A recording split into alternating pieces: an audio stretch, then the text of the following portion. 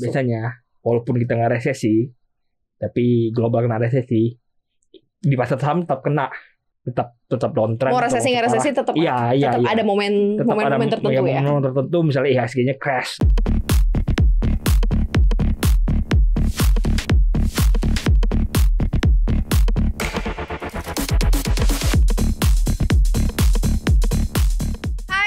Selamat datang di podcast Cuap Cuan. Semoga dalam kondisi cuan selalu ya. Selalu bertambah-tambah rezekinya di dompet, di tabungan, di saham, semuanya deh ya. Selamat datang di Pantauan Saham, paham makin Cuan. Yes, bareng Maria Katarina dan juga buat Triputra dari tim riset Service Indonesia. Oke. Put lah, ini kan kagak. Jadi kan banyak nih influencer nih, financial influencer gitu, lagi pada bikin konten soal 2023. Terus katanya 2023 tuh bakalan kelam, bakalan suram, bakalan sesuatu hal yang cukup berat lah dilalui. Ya memang sinyalnya udah muncul sih dari sekarang kalau dari data-data. Tebar aja itu. Apa? Tebar doang. Masa sih? Ya, kan mereka based on fact, kadang mereka bahas soal data 50-50 juga loh. Ya, menurut gue ya emang kalau ngomong 2023 bakal resesi ya emang bakal resesi, global recession, tapi mungkin Indonesia belum tentu kena, dan most likely Indonesia nggak bakal kena. Oke. Gitu. Jadi ya most likely Indonesia nggak bakal kena. Kenapa? Most likely Indonesia nggak bakal resesi karena ya kita tuh resilient. Kita emang ekonomi emerging market emang resilient. Salah satu yang resilient itu kita. Nah jadi salah satu alasannya kenapa satu ekonomi kita ditopang sama konsumsi, terus kedua ekspor kita komoditas, jadi dimana ketika quote on quote terjadi sesuatu ya harga komoditasnya melambung gitu, ya itu bikin ekonomi kita kuat. Jadi ya apapun ada gonjang-ganjing apa di luar ya kita tetap going aja jalannya terus. Mungkin ekonomi kita kan melambat, tapi bukan terjadi kontraksi.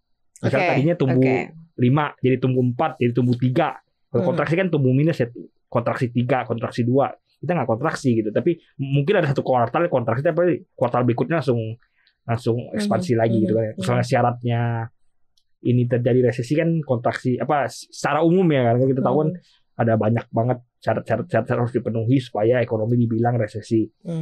Biasanya umum itu tuh resesi disebut ketika ekonomi terkontraksi. Pertumbuhan ekonomi minus. Ya, terkontraksi 2 kuartal berturut-turut dalam 1 tahun. Biasanya disebut resesi. Tapi buktinya US saja udah kontraksi 2 kuartal berturut-turut belum disebut resesi. Itu mereka masih belum resesi. Kenapa? Karena unemployment kita masih bagus gitu ya. Jadi sebenarnya ada alasan-alasannya kenapa bisa resesi bla bla bla, dan kita itu cukup resilient nggak kena resesi gitu. Indonesia cukup resilient, tapi kan Indonesia termasuk yang marketnya pasarnya kan depend on negara-negara ini nih yang bakalan mungkin lo nganggap dia resesi. Maksudnya kita ada perjanjian dagang, ada ekspor impor. Kalau misalnya negara yang akan ngalami resesi ini kemudian dia sulit atau apa, kan kita jadi mitra dagang kita jadi lumayan.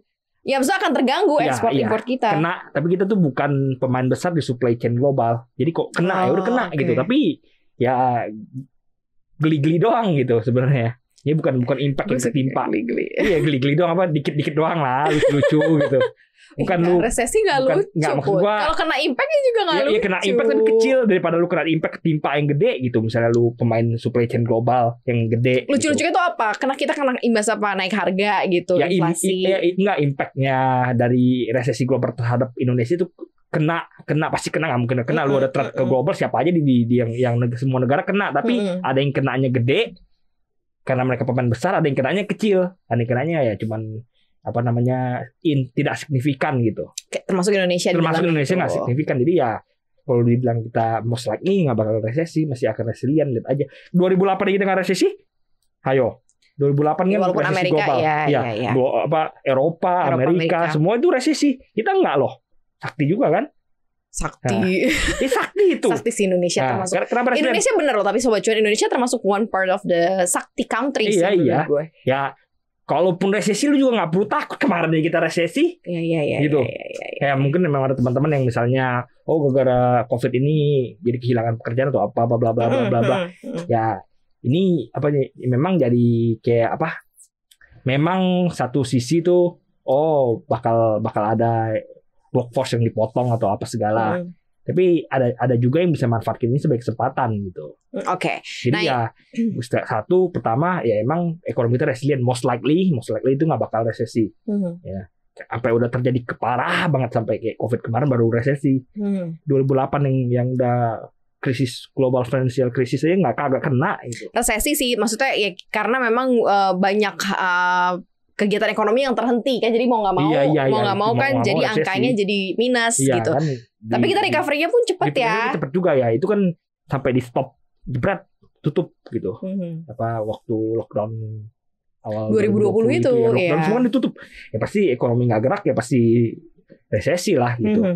Sekarang recovery-nya bukan recovery juga cepet gitu. Bukan hal yang tidak kita lihat gitu, banyak banget sekarang, bahkan toko-toko yang dulu waktu itu ditutup pun sekarang dibuka lagi, muncul lagi toko-toko baru. Sebenarnya geliat perekonomiannya semakin oke. Nah, dan seperti yang gue bilang itu kalau lu ngomong resesi itu dua koin mata uang, ada yang bisa manfaat, ada yang emang kena imbasnya, ada yang bisa manfaatin.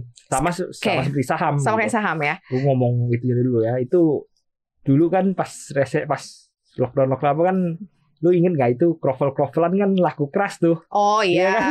Krovel di mana-mana ya. Krovel di mana-mana waktu pandemi itu, ya. Apa yang ngantri abang ojol semua gitu ya. Jadi opportunity orang, di mana orang lu takut resesi bla bla bla bla. Jadi opportunity orang gitu. Belum tentu ya, ini dua sisi mata uang. Ada yang terimbas, ada yang malah bisa thrive. Jadi lu bisa pilih sendiri lu mau thriving atau lu mau ketakutan gitu. Pilih sendiri gitu ya. Lu mau yang di mana? Nah sekarang nih kan eranya, maksudnya sekarang 2022, kita kan berharap sebenarnya udah nggak ada lagi COVID ya, udah jadi endemi.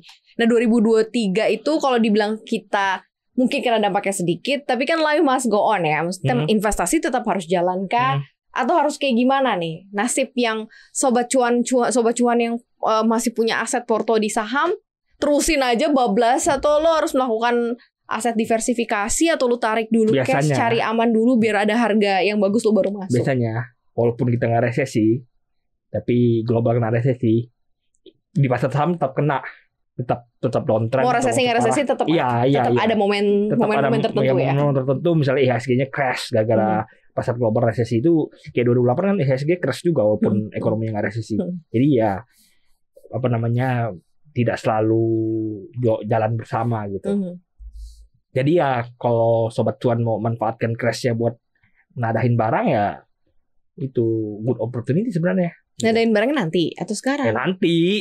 Crash itu kalau crash juga. Berarti nanti kalau dibutuhkan cash lebih dong untuk bisa menadahi barang. Ya, keluar dulu nggak dari market yang sekarang? Ya satu tergantung lu ya, tergantung orangnya ya. Kan ada orang yang ngomong resesi kan bukan mikir investasi, mikir bisa makan nggak nanti gitu. Iya betul. Iya, jadi kalau misalnya lu masih butuh makan ya lu simpan dulu buat makan. Kecuali lu udah berkelebihan, udah secure lu gitu. Most likely nggak bakal dipecat ketika resesi. Ya udah lu bisa mikirin next investasi gitu. Ya balik lagi makanya gue bilang. Berarti kebutuhan pokok dulu yang lo utamain ya. Itu. Jadi ketika nanti resesi, yang penting bisa makan dulu, jangan lu taruh di saham lu gak bisa makan nanti gitu. Nah kalau sekarang yang misalnya kita ambil yang udah punya saham, artinya mereka udah punya porto nih sekarang gitu kan, karena banyak banget asumsi-asumsi yang muncul soal tahun depan yang kelam lah yang ini itu, mereka bingung nih mereka harus kayak gimana. Tergantung lu taruh di mana lagi. Tergantung sahamnya, sektornya lagi. Kalau misalnya lu mainnya di komoditi, most likely masih akan aman sampai tahun depan, masih akan bagi dividen gede. Ya, lu crash juga nggak apa-apa, masih aman. Dividen masih bakal bagi gede gitu. Nah, yieldnya berapa nanti kalau crash makin gede yield lo kalau nambah. Nah, jadi ya tergantung barang, seperti gue bilang, ketika crash nggak semuanya anjlok, ada yang thriving, ada yang emang crash. Yang thriving salah satunya itu ya komoditas ya memang bakal lebih banyak yang turun daripada yang naik, tapi ya pinter-pinter lo milahnya gitu. Nah dengan berbagai macam asumsi yang muncul tahun depan tuh bakal begini begitu dan lain-lain, lebih bagus tune in banyak nanti pada saat momen memang resesinya benar-benar terjadi, atau kayak ya lo nyicil dari sekarang nih. Ya ini kan sebenarnya kalau mau ngomong ini resesi. Sekarang sih kalau hari ini kita indeksnya sudah turun. Iya udah turun parah. Emang kan belum tentu memang beneran kejadian resesi globalnya juga kan, gitu. Ya memang most likely bisa jadi kejadian ya. Udah diramal oleh IMF lah, pihak inilah, institusi inilah gitu. Most likely emang bakal kejadian. Tapi kan kita nggak tahu ke depannya impactnya gimana gitu. Apakah memang benar crashnya juga seberapa banyak gitu. Nggak tahu. Jadi misalnya lu pengen hold cash dulu juga nggak ada salahnya. Lu pengen hold saham dulu juga, misalnya yang resilient kayak komoditas yang bakal tahan, yang bakal most likely bertahan di era crash ini, ya masih boleh-boleh juga gitu. Oke. Itu bebas ya. Jadi kayak ya lu mau gimana gitu ya. Iya, tergantung barang lu gitu. Misalnya memang barangnya masih di komoditasan ya, lu mau kurangin dikit atau mau stay di sana. Kalau yang harus cabut, karena ini kan komoditi nih. Kalau barang yang memang bener-bener lo harus lepaskan karena ini akan berdampak parah banget nih nanti pas resesi. Resesi finansial, apalagi big cap finansial ya. Bank dong. Tapi itu juga kalau misalnya bank. Itu juga kalau misalnya nanti beneran terjadi resesi dan beneran crash. Kan belum tentu terjadi resesi, belum tentu crash juga. Tapi kan harus ada langkah antisipasi ya sih. Makanya, kebaca nggak sih? Maksudnya kalau menurut lo untuk Sobat Cuan punya momen atau punya waktu untuk ngelihat antisipasi apa yang dilakukan kalau lo? Nggak ada yang tahu bottomnya saham di mana. Jadi kalau selalu mau keluar, sekarang mah udah 67. Nggak ada yang tahu. Dulu tapi lebih parah sih ya. Lebih parah 2020 gila sih. Maret kemarin itu pas crash kan nggak ada yang tahu bottomnya di mana. Sempat ke 3.000 nggak salah gua. Enggak, orang berharapnya sampai 3.000. Waktu itu nggak sampai 3.000. Sempat intraday itu nggak salah gua sempat 3.000. Intraday. Terus berharap ke 3.000 lagi gitu. Ya nggak ada yang tahu, mah gue bilang bottomnya gitu. Jadi ya ketika ya most likely sih kalaupun nanti 2022 crash nggak mungkin kena 3.000 lagi sih most likely. Ya mau separah apa sih, karena kemarin itu kita nggak tahu masalahnya. Sekarang kan udah tahu. Kalau kemarin tuh kita nggak tahu lawannya apa sih, modelnya apa sih, COVID-nya gitu, apaan gitu, bisa bikin apa, death rate-nya berapa, survivability-nya berapa, kita nggak tahu, masih gelap. Kapan datang vaksinnya apa? Sekarang udah lebih siap, lebih udah tahu bakal ada resesi nih, siap-siap gitu. Jadi udah misalnya lu mau perang lu udah siap-siapin ini. Jadi kedepannya bakal lebih resilient. Dulu kan lu nggak tahu, nggak ada angin, nggak ada hujan, jebret kena COVID.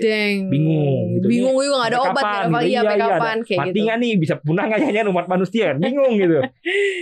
Jadi efeknya pasti lebih parah, lebih mengerikan ya daripada nanti kedepannya most likely bakal lebih tidak separah kemarin gitu. Oke, ini untuk gambaran aja ya Sobat Cuan. Mungkin Sobat Cuan sudah mendengarkan banyak sekali para influencer berbicara gitu ya. Kita ambil partnya supaya Sobat Cuan punya balancing, supaya nggak takut gitu ya akan sekelam apa dan nasibnya saham-saham Sobat Cuan ya. Mungkin dilihat deh sekarang ya. Kalau udah untung sih, kalau menurut gue sih realisasi aja. Ya kan, ngapain lo tunggu lagi? Kalau gue paling suka, misalnya apalagi kalau udah main saham yang udah beggar, udah lu cabutin aja lah modalnya. Iya, atau makanya. Kalau beggar juga dulu cabut modal dulu lah gitu. Sisain cuannya di dalam dah. Sisain cuannya aja. Jadi lu main pakai duit cuan lo gitu, karena modal lo udah aman gitu Sobat Cuan ya. So, thank you banget udah dengerin kita hari ini. Jangan lupa dengerin konten podcast kita lainnya di Apple Podcast, Google Podcast, Spotify dan juga Anchor. Follow akun Instagram kita di cuap_cuan dan subscribe YouTube channel kita juga di cuap_cuan, di like, di share dan juga di komen ya Sobat Cuan ya. Dan jangan lupa konten kita hari ini juga tayang di CNBC Indonesia TV Sobat Cuan. Terima kasih, semangat untuk menghadapi apapun ya di tahun depan nanti. Thank you, kita pamit. Bye.